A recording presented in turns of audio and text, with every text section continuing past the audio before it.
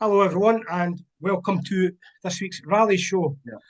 This show is brought to you by Five Star Vehicle Delivery. I am absolutely thrilled to bring you an interview with Kalle Grundel, former Group B driver and a former German rally champion in 1985.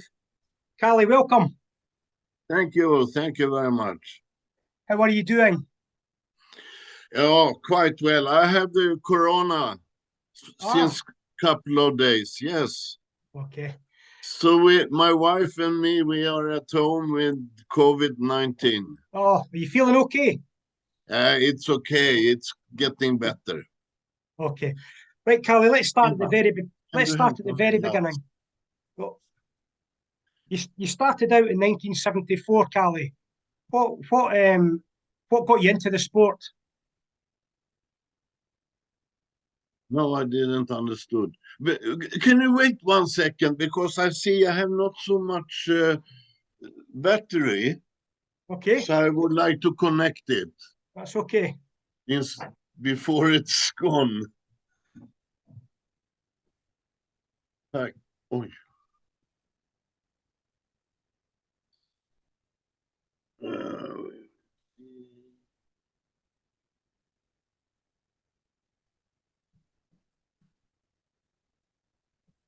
So there we are now.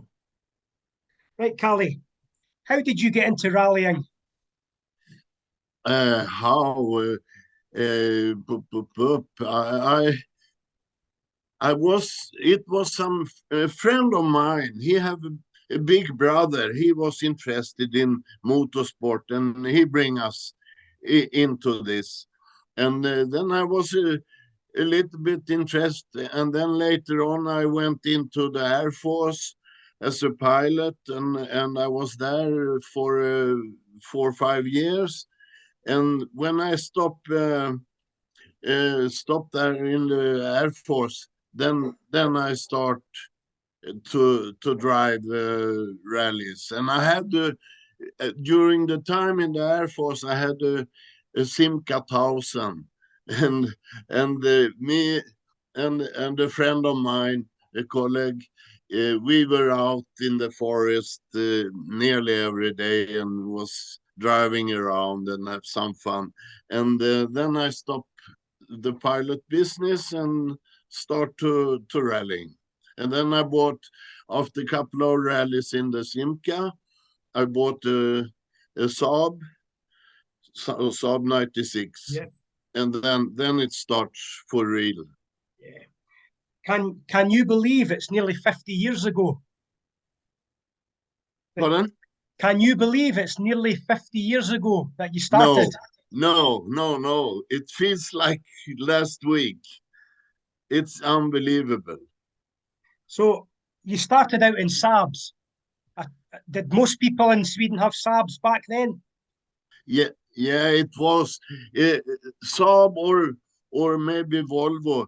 It was a lot of people use front wheel drive, and then you like the Saab, and some people like the rear wheel drive, and then they have Volvos and Opels and some kind of cars like that. But I was always I liked the front wheel drive. I felt that was my cup of tea. You came over to Great Britain in 1977 for the RAC. Do you remember that well? Yes, I remember. Yeah. No, that was fantastic. Yeah. I mean, why did you come to the UK as opposed to other rounds? Was that a huge event at the time? Yes, it was. But I felt I don't know really, but we were some friends in the motor club, and we said we have to do something abroad, and then we decide for the RSC rally, and we did it. And I was there with the Saab 99 EMS, Hmm. and I sold it after the event in England. Okay, interesting. Yeah. You had a poor record on the Swedish rally back then, didn't you? in the 70s, your record wasn't great in the Swedish rally. But, A lot of yeah, breakdowns. Sorry. now it's, I can't hear you. It's Oh. it's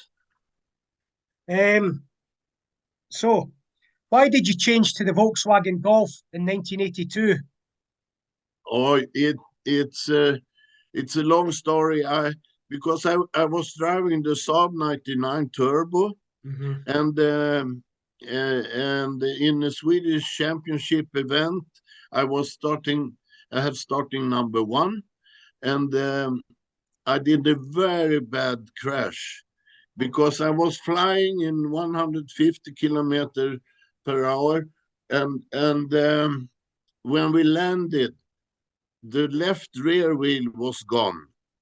So I landed on the uh, what to say, the on the rear axle, just without the wheel, and we rolled over seven times, and the car was complete crashed, and I hit my head a little bit, so I was complete dizzy.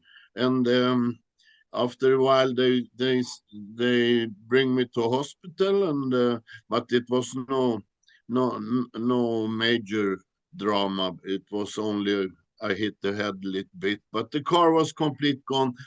And I felt, okay, now I will never do a rally sport anymore. Wow. But you know, it takes only a couple of days every time when you crash, and then you are thinking in another way. So Monday morning, I decide, okay, I will sell all the parts from the car. It was a factory car, Mm-hmm. but it was my private one, and I sold all the parts, and then it was Group A coming, and Volkswagen. I was looking at Volkswagen, the Golf, and everyone said no, it's not strong enough. It's no power enough to be a competitive car, but I was counting about weight and power, and I felt if I build up a Golf very light, I must be competitive. Mm-hmm. So I did it. I decided for it, and I went to the importer in Sweden of Volkswagen. Mm-hmm. And I said to him, I present myself, and I said, my name is Kalle, and I like to be Swedish champion in the Golf. And I can promise you, I was really, I don't know really what I got everything from. And he said, no, but you know, Kalle, it's no power enough. It's not a good idea. Yeah, I tell you, I will become Swedish champion. And he said, okay. And then he went down to the department where they buy all parts and everything, and he present me for the boss there, and he took a telephone. Did four telephone calls because I said I would like to have 200,000 Swedish crowns, and then I will become champion. And then he phoned to four different companies, and they gave me 50,000 each, and I got only telephone numbers and everything. You can go there and pick up the money and the stickers, and Brilliant. good luck. Fantastic. It is, and that story, it's crazy because then we build up a car, very cheap Golf, Mm-hmm. ourselves, my friends and myself, Uh-huh. and with all only original brakes and everything. But I have a very good friend who was an engine tuner, and he did a good engine. And then I went down to Dreistätte rally in Germany after a month or something since we built up the car. And there was Volkswagen Motorsport with a factory driver and Mm-hmm. a proper car. And I had never been on racing tires in that time. And I got some old ones from a friend down in Germany. and I beat the factory driver from Volkswagen in nearly all the stages. And the boss and the Hensch, he was under my car, and then we hear someone was crying like crazy, and he said, "It's standard, it's original brakes, and it drum brakes in the rear." And he couldn't believe how I could beat them. And Fantastic. that was a fantastic event, and I felt to drive on tarmac, that was my thing. That was my cup of tea. So I loved it. And then later on, it this was in October 82, and then it was Swedish Rally 83, and we went there, and then I would become fifth overall and best two-wheel drive. Ari Vatanen with the Manta 400 was behind, and all the other. I did that drive. It will never happen again. No, no. I think those days are gone, Kalle. Pardon? Those days have gone. Oh yes. Sadly. I No mean, chance. in 1983, I mean, you had loads of top tens in that car. Yes. You had a great season in 1983. Yeah. I remember watching you on the Lombard, and Yeah. I could not believe how fast you were in Yeah. that small car. It was incredible, and it was a beautiful car as well. It was beautifully presented.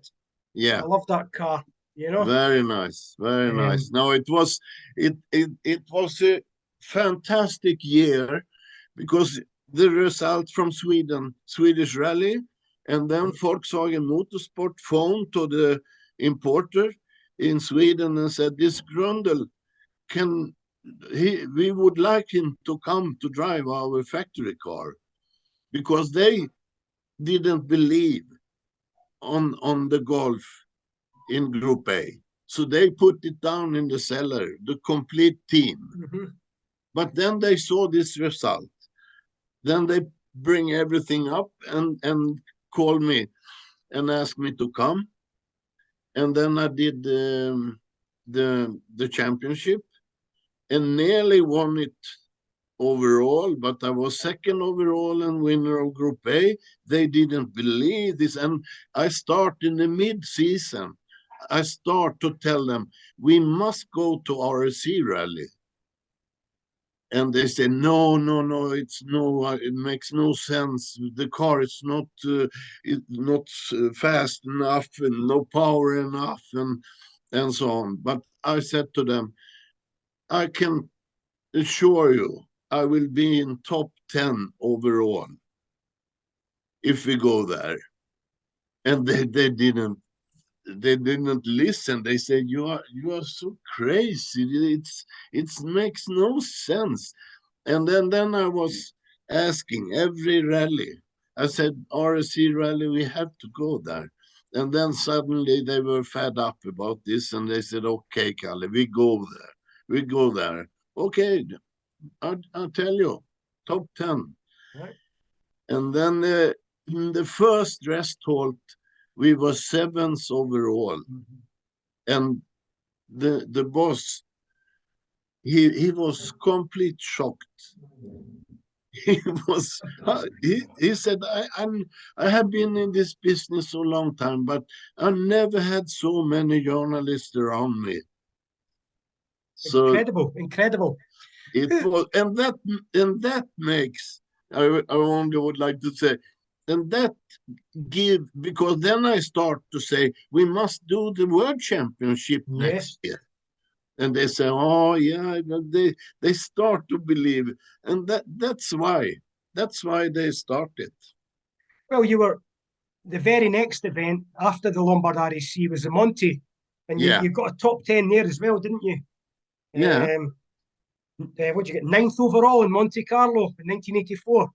Yeah. Incredible. Yeah. Was that your first ever Monte Carlo? Yeah. Yeah. I've never been there.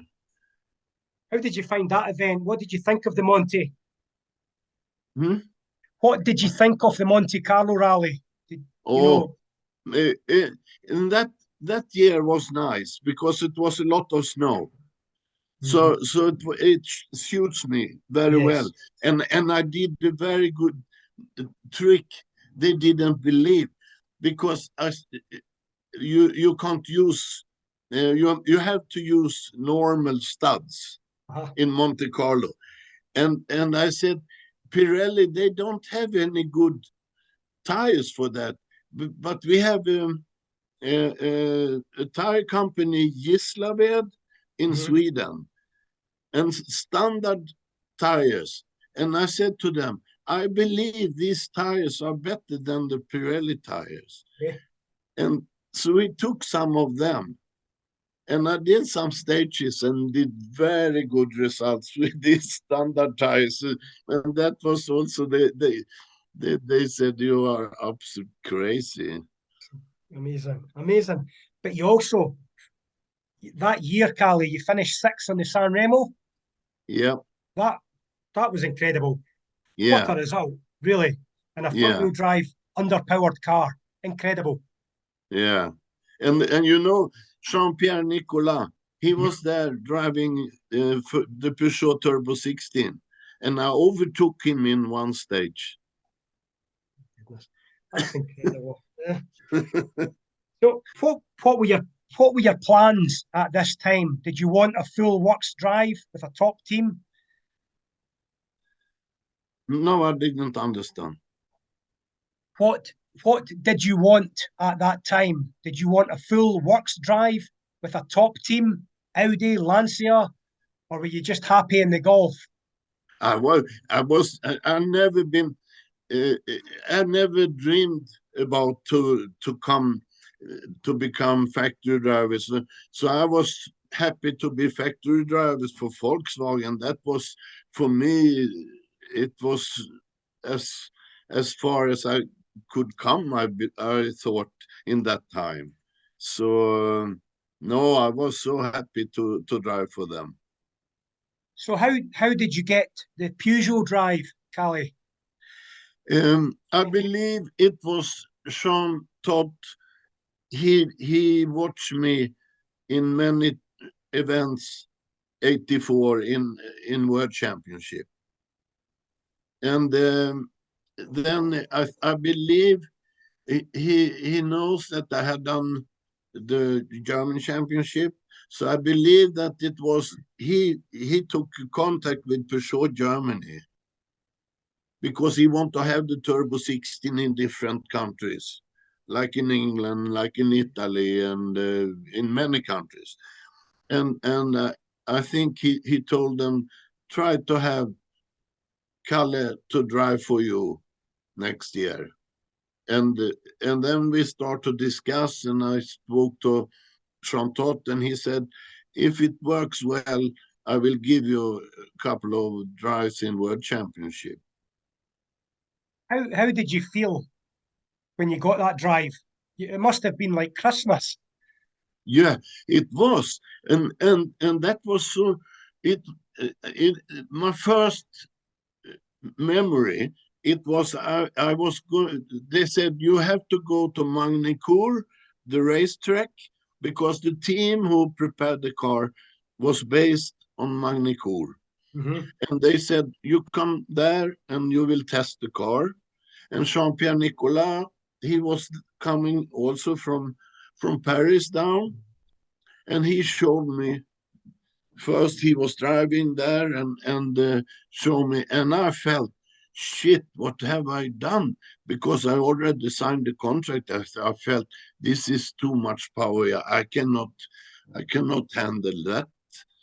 And but I was sitting there and watching him, and then he said, "Okay, now you can drive." And I think after five, 10 laps, I said to him, if it was about 50 horsepower more, then this car would be very, very good.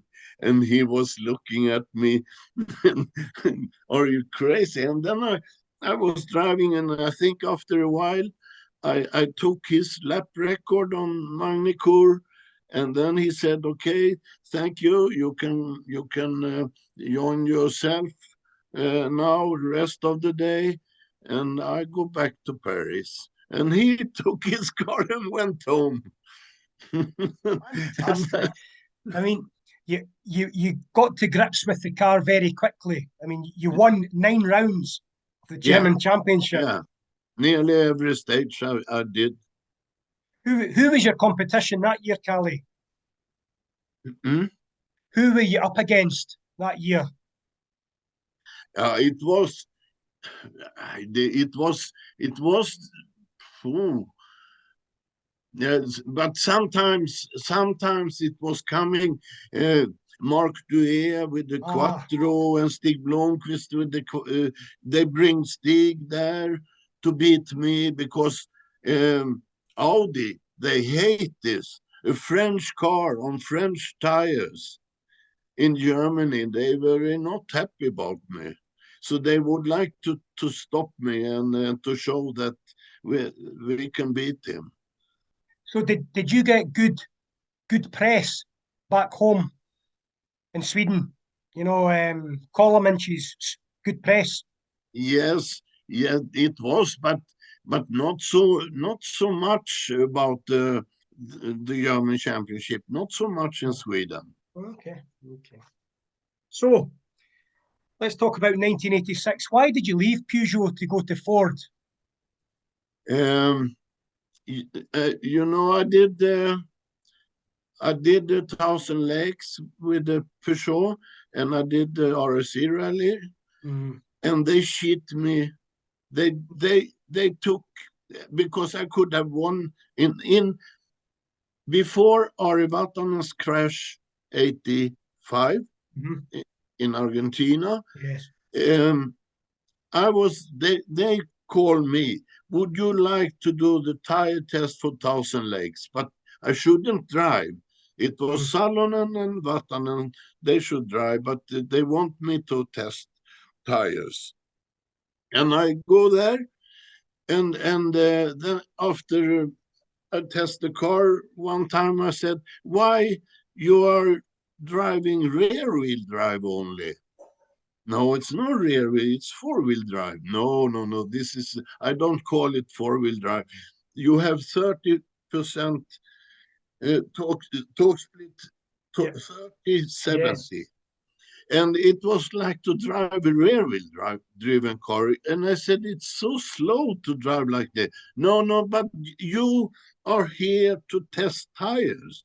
Not discuss anything about the technique. Yeah, but I'm going 50-50 in Germany. And that's for sure the way. But Salonen and Vatanen, they were coming from rear wheel drive, Yes. and they were with all four-wheel driven cars in that time, they were so much understeered.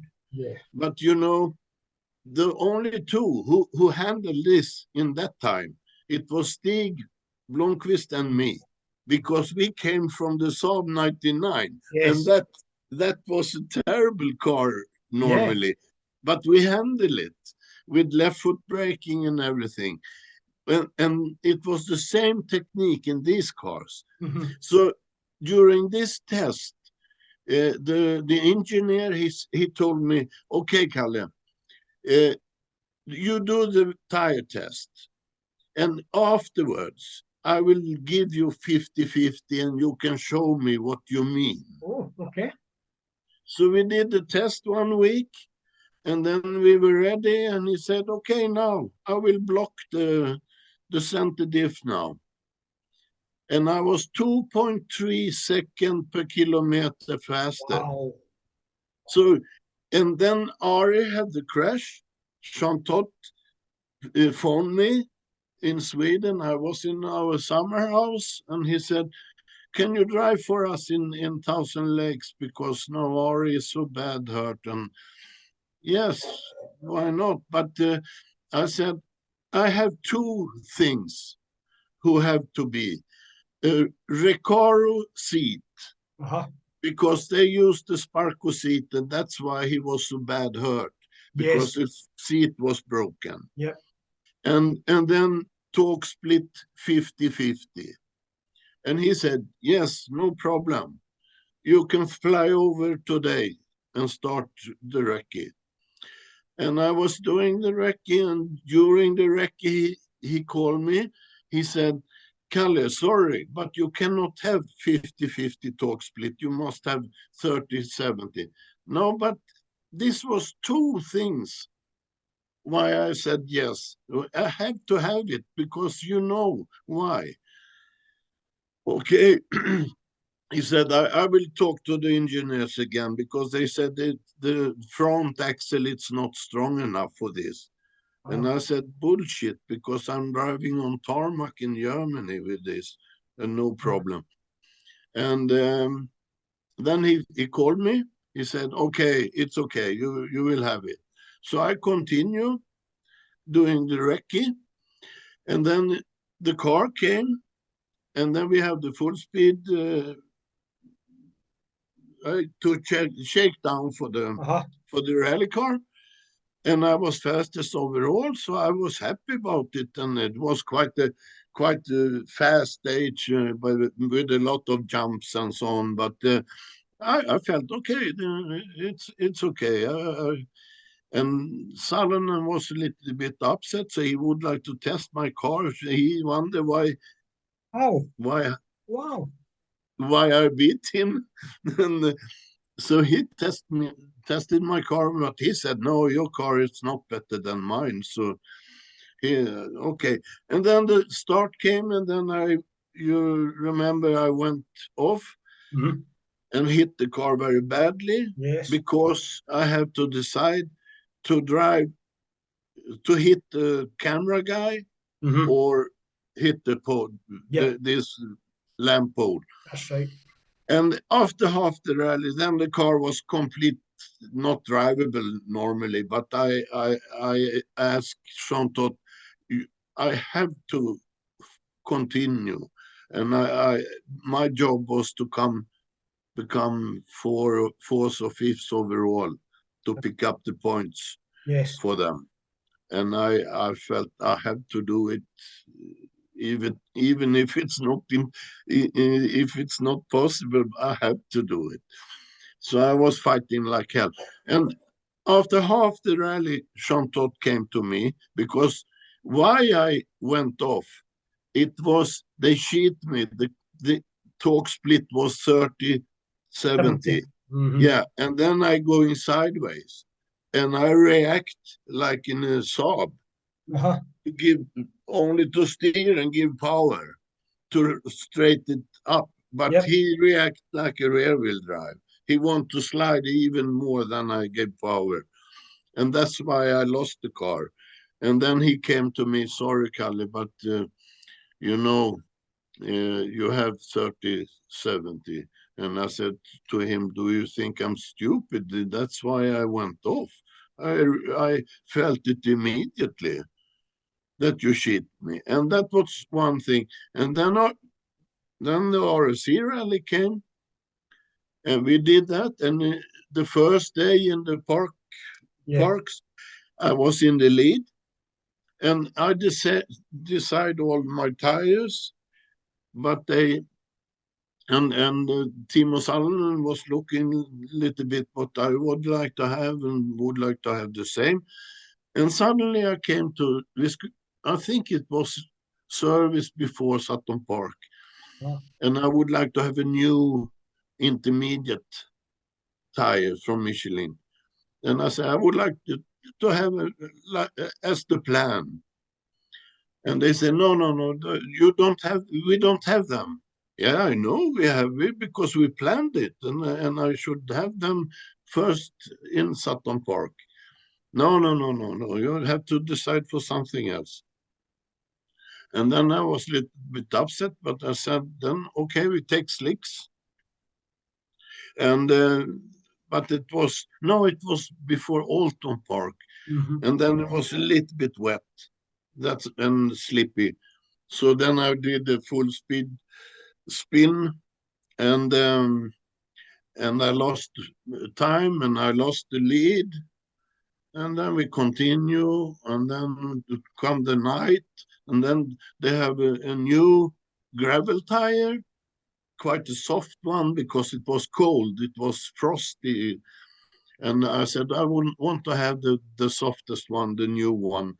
And then over the night, I went up in the lead again, and I came, and then I said to Terry Harriman, we must take care now when the sun is coming, because these tires will be too soft immediately when the temperature is going up. So we have to really take care. And then we came to survey. I said to Terry, now I feel the tires start to be a little bit too soft. So now we want to have the old one, a little bit harder ones.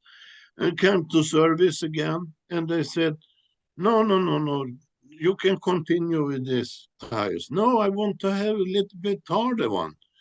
No, they said, we don't have, you continue with this. And then I went into the car and I said to Terry Herman, Terry, what's going on? I have a feeling they cheat us. Yes, they do, he said. I had never seen this before. Something is wrong, but they for sure cheat us. And then I said to Terry, okay, then I bring up the speed a little bit more. Now we go for it. And then we went off, and Timo Salonen blow his engine in the same stage. Oh, Then and that's why I went to Ford. do you Because think the team wanted Timo to win? yes. It was an engineer who was together with Timo to bring me down. And I got from Sean Todt 286 a very good offer to be a teammate with Juha. with the Juha Kankonen. Yes, when that I was really, it was a big compliment to me, and so nice. And they said, okay, I got the offer like this. Juha will be the first driver, because he is exactly 10 years younger than you. Yeah. So you will be the second driver, but after 2 rallies, are you in the lead in the championship over Joa? We change. Then you will become first driver. Yep. So it was a very, very good offer. And then I have been in Boreham testing and all the big drivers had been there the autumn 85 to test the car, and I tested, and they were very happy, and they gave me an offer, and for me it was no question, because I felt to be teammate with Stig, we have no problem at all, and we don't compete against each other at all, and it was no first and second driver, and everything was fair, and it was no discussion. Peugeot destroyed nearly my complete career with to cheat me like they did. So then I said, no, thank you. And then I went to Ford. And they're lost. Kalle, how did the two cars compare, the Peugeot and the RS200? Yeah, and the chassis in the Ford, because I had done also with the Lancia Delta, so the chassis, it's outstanding, and it's such a nice car, but the biggest problem, I told them already when I tested it, the 85, the turbo lag, it's too big. Because it was a very big turbo and the lag was very big. And I said, for example, in an RSC rally without pace notes, it will be very difficult, because if you lift up, you're not 100% sure, and you lift up a little bit too much, then it takes too long time to get the power back again. But Stig and me, we could cure it with left foot braking. So we keep the power on and brake instead with left foot brake. So we did it that way. But that I told them, and but the chassis is outstanding, and I'm still, I'm driving John Saunders, my RSE or RS200. I have done a couple of rallies now, and it's still fantastic, and I'm so happy to sit in the car. And no, so the others were absolutely, and that I show the chassis, because in Greece, I was doing all the tests in Greece, and I felt the chassis was so good, and it took all these bad rocks and everything, and it was better. More you bring up the speed, it was better for the car. So you remember I was in the lead with 2 minutes. Yep. Before Stig in the World Championship rally, and then mechanic destroyed the wheel studs and everything, and the rally was Did Stig crash? Stig crashed out, didn't he? Did Stig crash that year on the Acropolis? Did Stig crash? I don't understand. Can we talk about the crowds? That was the year that in Portugal, you competed in Portugal that year when it was withdrawn. It was cancelled. Well, what were the crowds like? Was it absolutely crazy crowds? The crowd. Yeah. It was. It was the first time I was there, 84 with the Golf. It was a shock for me. It was like to drive in Wembley with all spectators with a snow plug in front of the car. You didn't you only see people and 50 meters of the road.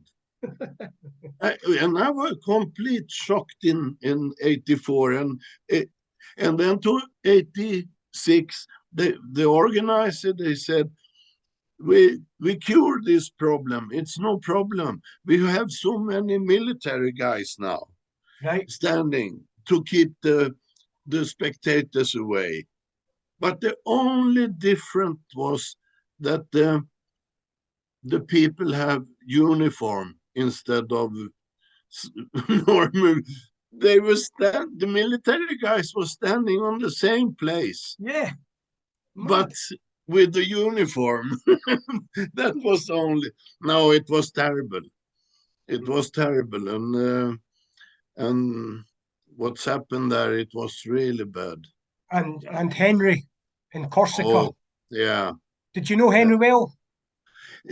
Not very well, but I know him, and his brother Harry I know very well. So no, that was terrible, and no, it was sad. You did.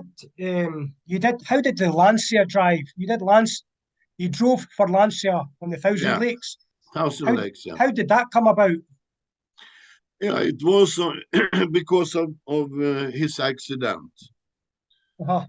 And then Fiorio phoned me and asked if it's possible I could drive, and I said I was a Ford driver. But I said I can ask Ford, because I felt it's good for Ford to have this know-how, and I can tell them. So I phoned to Ford and I said I have an offer to go, because we were not driving there. And I said I have an offer to drive the Lancia, and that could be quite clever. I said, good for you. And they said, yes, sure, you are right. How was the Lancia compared to the others? The engine, it was incredible. You know, it was full torque from 2000 to 8000. So whenever you hit the throttle, the car was crazy. It doesn't matter if it was 2,500 revs or 7,000. It was so. After a while, you have no feeling where you were in the gearbox. You have to look at the rev counter because normally you have a good feeling. Now it's too much revs. The torque is gone, and then you bring a new gear. But here you have no feeling. You have to look at the rev counter. Oh shit, 8,000. I bring a couple of gears more. It, That was it must have been incredible, Kalle. Just yeah. those 2 years must have Yeah, been crazy. yeah, it was, but I love it. I loved it. It was so much fun to drive these cars. Yeah. I mean, you were part of a special era, special time, Yeah, very special. Do you feel very. lucky? Do you feel lucky to have been involved in that period? Yeah, I am. I feel really happy for it, and I'm so happy to have been in factory teams in World Championship rallies, like I had done in these years. I was also in Safari with Audi. And then I've done this with the Lancia and the Peugeot and Ford, and I'm the only one who have done so. What year were you with Audi? 83, Ah, 83. Yeah, okay. yeah. I think it was Stig. He did Yeah. this for me because I came to Volkswagen. It was 83 when I did the German Championship. Yes. And he arranged that I could drive there. Is Stig one of your closest friends in the sport? No, no, I can't say that, but he is a good friend. He is a good friend, and he was a very good teammate, and we have such a good. We were a big family in Ford. Mm. 4 drivers from Sweden, Wow. two co-drivers, 2 drivers, and we were always together. We did all the recces together. We did everything, and I did a lot of tarmac testing. And Stig said, "I'm happy with the car if Kalle is happy," and he did gravel tests, and I said the same. If Stig is happy, I'm happy. And then we did the test uh, for in front of Swedish rally together up in Sweden that we did together. But normally he did the gravel tests and I did the tarmac tests. And John Wheeler, he said it's crazy to have you two because we don't need to load every van with 2 different shockers, Yeah. 2 different springs, 2 different of everything. You use the same parts and Incredible. you save us a lot of money. Did you did you expect with the speed they were too fast?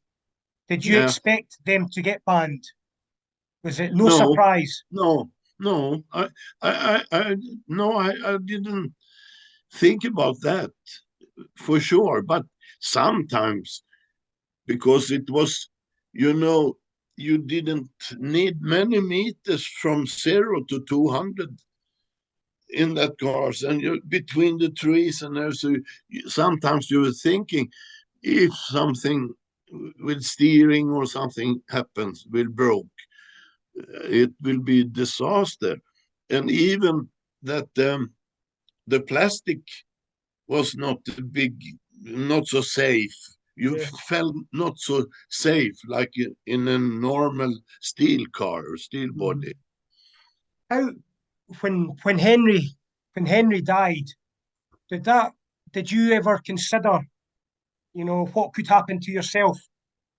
Did it make you guys wonder about your own mortality? Oh, sure, sure, sure. A lot, a lot. Um, uh, for sure, you felt this could be me and my co-driver, and I burned up two RS 200s in Greece. You did, huh? Yes, uh, uh, one in test. John Wheeler and me, we were driving, and suddenly I had misfire. And then I look at the dashboard and I saw I lost the oil pressure. I said to John, "Oh shit, I lost the oil pressure." So I lift up and he looked back and he said, "Oh, the car is in fire." And I just braking and we ran out. It took some second and the whole car was burning. Yeah. So it was nothing left. And then the day before the start, Pirelli came to us. It was first time with the mousse tire. And they said, we would like you to test it because it was brand new. So Stig and me, we had recce cars, proper RS200s. And they said, can you go to the first stage and go flat out? And we check how strong the tires are. And then in the middle of the stage, my car started to burn again. So, and that was burned up, and the forest start to burn, and two airplane to bring water on this place and so on. So I burned up. So that in that time I understood, and I describe it for Benny, my co-driver, how fast everything happens. So the second time when it starts to burn, I said to him, "Shit! Now this car is in fire too," and he was scared because I told him so much about how fast. So he took his pace notes and everything, and he was running out. And yeah, I mean, the Lancia, the fuel tank was under the driver's seats. yeah. That is crazy. It's the same in the Peugeot. Ah, right. Yeah, you are sitting, and you can imagine. I was driving the Faro rally for Peugeot, Mm-hmm. and to sit on, you have the tank under your seat and the wall behind you. It's petrol tank, 400 liter around your body. Crazy. So Honestly. yeah, that was crazy, really. So, 1987, you went into the 4x4 Sierra. That Yeah, must have yeah, that must have seemed very slow. yeah. Because I never dreamed, I never dreamed that I should drive a rear wheel driven car, because that was for me was not my cup of tea. But Yeah. and then they they John Wheeler said, you go to Monte Carlo for testing, 86, at the end of 86. And then I was driving and I was left foot braking like I did before. And I said to John, maybe I have to stop left foot braking. I don't really know if it's good or not. No, no, never. You you keep on, because you load the spring so good, so you have much better grip than anyone else with your left foot braking. And then suddenly I loved to drive that car. It was so much fun. Really. So much fun. And then you went to Peugeot, um, Yeah, the 309. yeah, yeah. Did you enjoy that car? No, No. no, No, that was not a good car. But I got the offer from France to to to be involved in development of that car. Mm-hmm.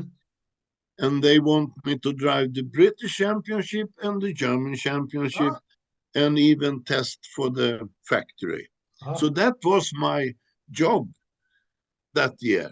yeah, It was busy year very. because when I wake up every morning, I, I was lying a couple of minutes and try to sort out if I was in England, France, Germany, Sweden. Every morning it was a little bit much, but no, that was my job that year. That's why I went back to Group A because I felt it's quite nice to be involved in uh, in in development of a car. I remember Hannu Mikkola said he was away from home for 300 days of the year.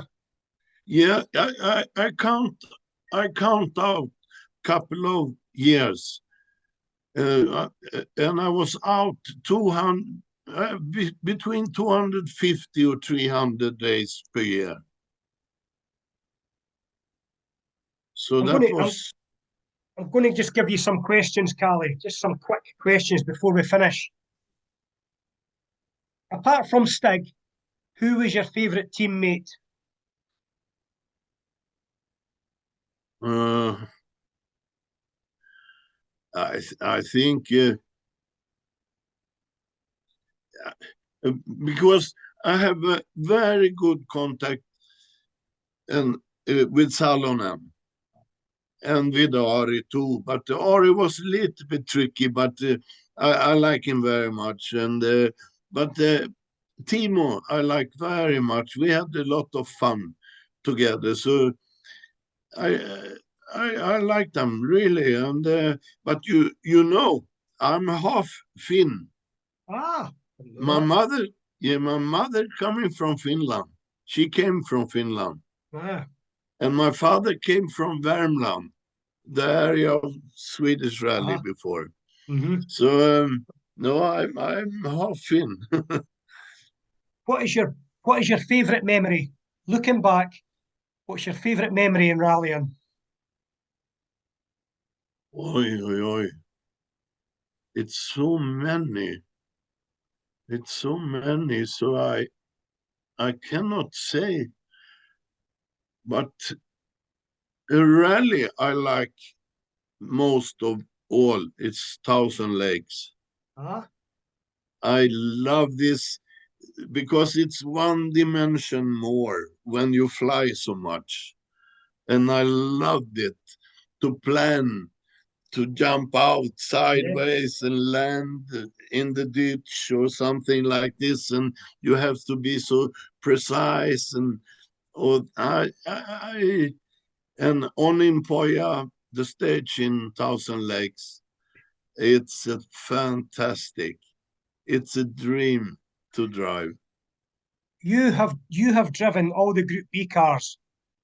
Which one, if you had to win the World Championship, which one would you drive going back in time? RS 200. Ah, Yeah. okay. Outstanding. Outstanding. I love that car.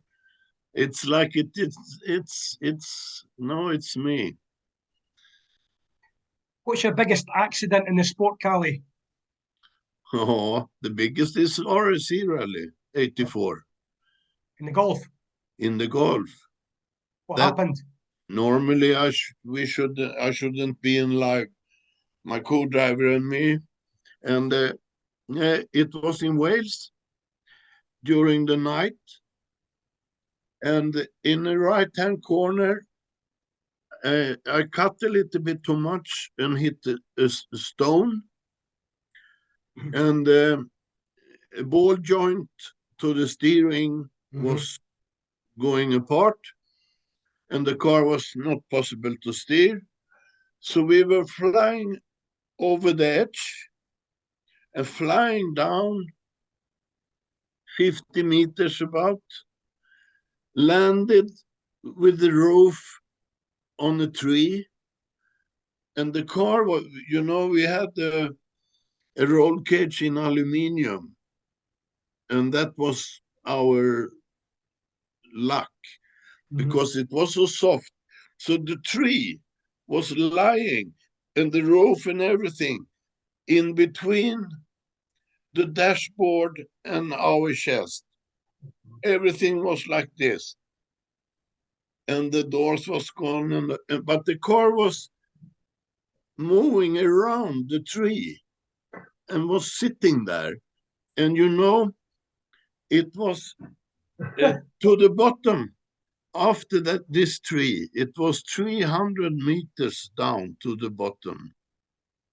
So if it shouldn't stop on this tree, we should have been gone. Wow. That must be the biggest accident. And so close. It was somebody up there who took care of us. That's crazy. Do you still follow the sport, Kalle? Yes, sure. No, for sure. In television and then I'm invited to this Rally Legends. So I'm driving quite a couple of events every year. And today I'm working also as a test driver for the biggest motor magazine in Sweden. Yeah. And in February, Stig Blomqvist and me and Ola Strömberg, have you heard about this rally boat to Swedish rally? Yes. From Stockholm to Umeå. Yes. It's 1,000 kilometers. Yeah. And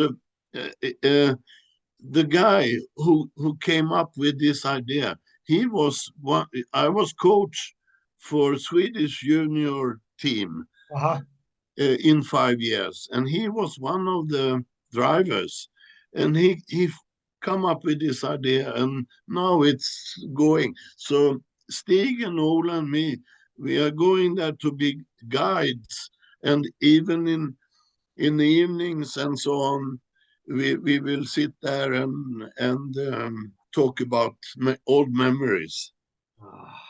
And it's 1,600 rally fans on this boat going up there. Oh, sounds fantastic. It's coming to be absolutely real crazy thing. And nearly all famous Swedish rally drivers in life, they are booked into this. Sounds fantastic, Kalle. Kalle, it's been an absolute. In fact, I'll give you one more. What car would you like to have back in your garage? Out of all the cars you've ever driven, what would you like to have back in your garage? The McLaren. I'm a McLaren. It doesn't matter which one. They are so good. Okay. And it's unbelievable that it's possible to produce a road car with absolute 100% right. Everything. Nothing is wrong. I drove one the first time as test driver for the magazine, and I felt exactly to sit in the RS 200. Yeah. But with all these perfections and no, that's no doubt about McLaren. Can you give me 3 words to describe Group B, the Group B era? 3 words to describe it. No, I don't know what to say, but acceleration. That's for sure, because it was crazy under 3 seconds to 100 kilometers, and acceleration and crazy. Yeah, for sure, crazy, dangerous, but big fun and dangerous for sure. but it was the fun took over. So you were I was never afraid, never ever. You know, Kalle, thank you so much for giving up your time today to speak to us. I really appreciate it, and I've had a blast. And thank you to everybody that's watched today on the Rally Show. And thank you again to my sponsor, Five Star Vehicle Delivery. And we'll see you soon. Kalle, it's been an absolute pleasure. Thank you so much. What do you use this for? It's a I'll, magazine. I'll get this in a second, Kalle. Thank you, everyone. Okay.